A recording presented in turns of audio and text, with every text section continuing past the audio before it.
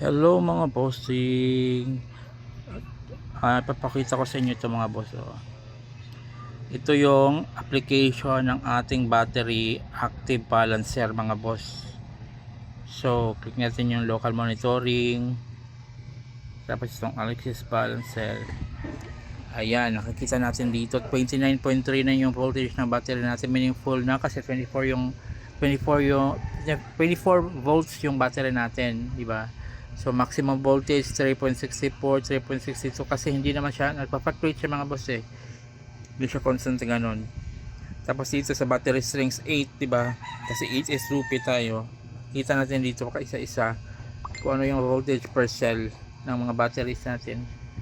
So yan mga boss, 29.2 kasi ang total nito is 29.2 8 3.65 kasi 29.2 divide 8 3.65 yon. Yun ang ginamit natin na charging voltage. At automatic talaga pag ma-reach yung level na yon ng voltage ng battery, automatic yung mga MPPT SCC natin, apat yun sabay-sabay nagcha-charge sa battery natin, hihinto talaga sila. Or kung hindi man hihinto dahil ginagamit natin yung inverter natin at the same time nagcha-charge siya, kung ano na lang yung kailangan ng inverter sa load na pinapagana natin, yun na lang yung i-harvest ng ating mga MPPT SCC. Ang nangyayari sa akin, ang LJoy ang nag-harvest yung SRNA. Parang ang tamad niya mag-harvest pag alam niyang may nag-harvest na ibang SCC. Parang ganun ang nangyayari. So makikita niyo naman yan sa mga previous videos natin mga boss. So parang si SRNA pag na-reach na yung 29.2 na voltage, mag-i-stop na siya, hahayaan na niya si LJoy natin, tatlong LJoy ang mag-harvest based doon sa kung ano na lang yung kailangan sa load na pinapagana natin sa ating inverter. At saka mga boss, para sa akin importante talaga ang active balancer, kasi ang active balancer makikita nyo dito automatic pinabalance niya yung mga percent ng battery. So ang nakakasira kasi sa battery yung mag-overcharge like 3.65, di ba, per cell. Merong aabot ng 4 or 4.1, 4.2 ng matagal, mga ganun. So beyond na yun, masyado na yung malaki na voltage, masisira ang battery natin doon, lulubo yung mga battery ng lulubo. So tsaka pag mag-over discharge naman, nasisira din yung battery natin pag aabot na siya ng less than 2.5, so mga 2.4, 2.3 ganun, masisira na yung battery natin. So yan naman ang papel talaga ng BMS. Kaya ang mga battery natin kadalasan ginagamitan talaga ng BMS kasi pag may isang cell na mag-reach ng 3.65, automatic mag-cut off na yung charging para hindi ma-overvolt. Pag may battery na sa discharging naman, pag may isang battery na mag-reach na ng 2.5, automatic kahit yung iba is nasa 2.6, 2.7 pa, automatic di-disconnect naman siya, hindi na siya magbibigay ng power para hindi siya ma-over discharge. Yun ang ginagawa ng BMS mga boss. So ang BMS need yan talaga, especially pag gusto mo siyang gumagana yung system mo na hindi mo na kailangang tingnan pa or i-monitor. Sa akin naman, sa atin dito, yung system natin, hindi tayo gumagamit ng BMS mga boss. Nakikita nyo naman sa mga videos natin, di ba? Wala tayong BMS sa battery natin. Direct connection natin ang ginagamit natin. Pero meron tayong active balancer. Bakit active balancer lang ginagamit ko at dalawa? Active balancer dahil para sa akin, ang BMS, hindi naman, itong battery ko hindi naman siya nag-overcharge kasi pag na-reach na yung 29.2 volts, kasi 24 volts yung battery natin, automatic naman mag-i-stop ang mga MPPT SCC natin ang charging, di ba? So napapilan niya yung papel ng overcharging, so mag-stop na, so hindi mag-overcharge ganun. Binabalance naman talaga ni active balancer natin yung mga batteries natin para hindi siya mag-overcharge at hindi yun may isang nag 3.7 tapos ang isa 3.5, binabalance niya. Yun ang ginagawa ng active balancer. Tapos sa naman, discharging naman, hindi rin mag-over discharge yung battery natin dito kasi ang ginamit natin na LVD, kung ang MPPT is in charge sa HVD or high voltage disconnect, Ang ano naman natin, ang inverter naman natin ang in charge sa low voltage disconnect or LVD. Pag na-reach na yung nilagay natin na LVD sa settings ng ating inverter na 1 solar na 22.2, automatic mag-off yung ating 1 solar inverter. So walang kaba doon kasi 22.2 ang nilagay natin. Ang ano talaga, ang di ba 20 talaga, 20 at 29.2. So at least meron tayong 22.2. 22.2, pag na-reach na yung 22.2 ng level ng voltage ng battery natin, automatic mag-off na si inverter natin. So hindi pa rin masisira yung battery natin, di ba mga boss? Kasi balance naman siya, kasi may dalawa tayong active balancer, tapos yung LVD pinapapilan talaga ng ating 1 solar inverter.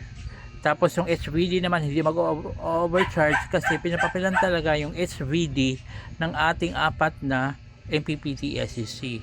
So ganun lang yung mga boss, kaya hindi tayo magamit ng ng BMS. Pero wala akong doon, wala akong against dun sa mga gumagamit ng BMS kasi yun naman talaga ang proper, at yun naman talaga kung estudyante ka, nag-aaral ka, kung ano yung nasa libro, kung ano yung instruction, yun talaga ang gagawin mo. Kasi magagalit yung teacher or professor nyo pag ba't iba to sa'yo, bakit hindi mo finalo yung instruction, ganon. Pero in real life kasi, para sa akin in real life, sa application ko, tingnan ko, hindi ko need ng BMS kasi may HVD ang MPPT SEC. Hindi ko need ng BMS kasi may LVD ang aking 1 solar inverter. So hindi ako bumili ng ng BMS. Instead, ginawa kong dalawa yung aking active balancer kasi yung smart active balancer, ito nakikita natin dito, 1 amp lang kasi to, 1 amp lang yung power niya to balance. So medyo nahihinaan ako, kaya bumili pa tayo ng isa pang active balancer na 10 amps toroidal type, transformer toroidal type na active balancer, pero hindi siya smart.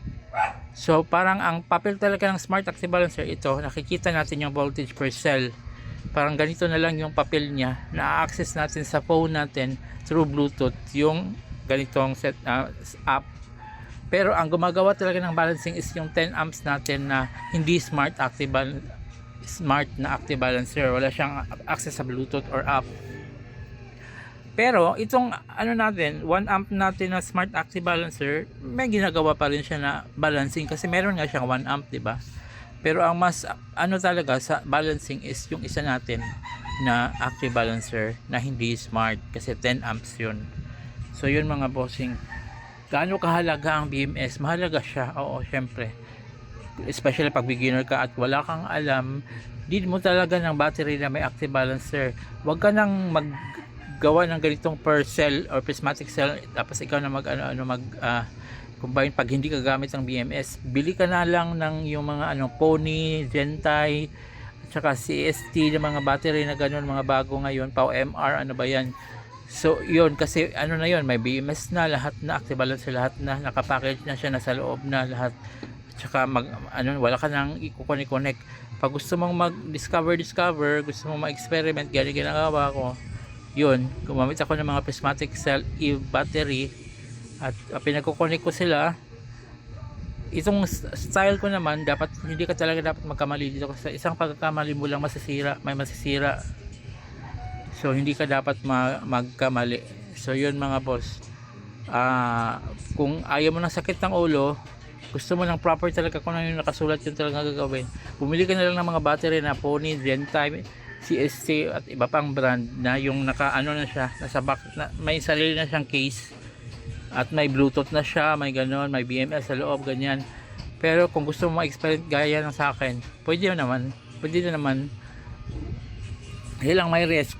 So kailangan, kasi lagi ako nandito, nakapantay lang naman ako sa system ko.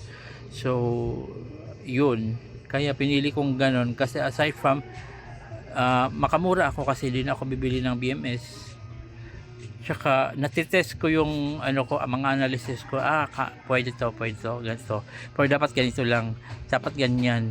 Dapat ang amperage ng wires na gagamitin ganito, dapat ganito kasi pag AWG 8 hanggang ganito yung niya, kaya niyang current, ganyan. So dapat analytic ka rin, mag-analyze ka ng mga ganyan. So dapat hindi ka basta-bastang connect lang na connect ng wires na hindi mo alam kung hanggang anong kaya ng wires na ginagamit mo or mga ganon.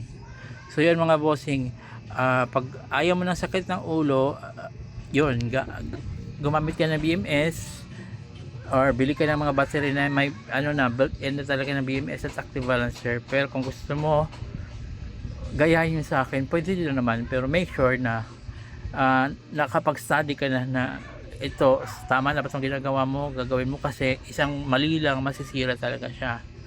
So yan mga bossing, so hanggang dito na lang, in-explain ko lang sa inyo yung bakit wala tayong BMS at anong yung ginagamit natin. Dalawang active balancer lang, tapos yun, goods naman for almost 4 years, gumagana naman yung system natin. At saka ito ngayon pinapakita ko sa inyo, full na siya, wala namang nag-over voltage, diba? Full na siya, hindi, wala na pumapasok ngayon, naka zero na, or yung pumapasok sa charge sa ano natin, PPT ACC natin papunta sa battery is ano na lang, kung ano na lang yung kailangan ng load, kasi full na ang battery natin. So hanggang sa muli mga bossing, God bless everyone. Salamat sa pag-watch ng video, paki-like and share na rin, paka-follow, at saka thank you Lord Jesus Christ sa lahat. Bye bye, till next time.